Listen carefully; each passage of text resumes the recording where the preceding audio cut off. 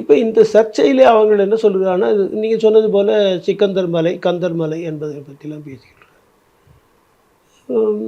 கந்தர் மலை என்று சொன்ன கந்தர் மலை தான் அது என்று சொன்னால் முன்னே கந்தர் மலை என்ற பேரும் அதற்கு இருக்குது. அதற்கு ஏற்கனவே 16 பேர் இருக்குது. அதெல்லாம் என்னுடைய நூலில் கொடுத்துருக்கு.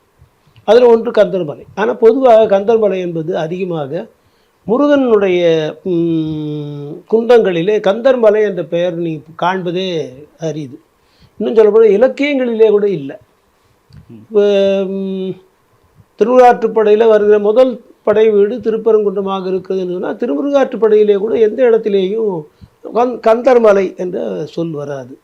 மீதி 6 படை வீடுகளிலே கூட கந்தர் மலை என்ற பெயர் வராது.